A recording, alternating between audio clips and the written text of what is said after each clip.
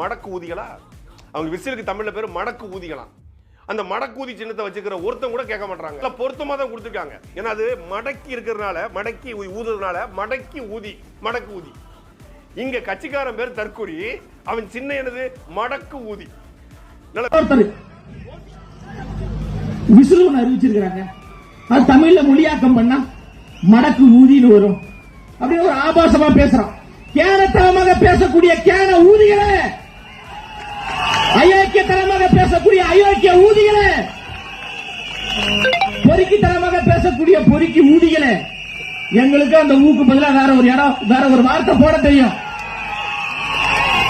எங்க தலைவர் எங்களை அமைதியாக, அன்பாக, கொள்கை கோட்பாடு வழியாக பயணிக்க வேண்டும் என்று சொல்றார்.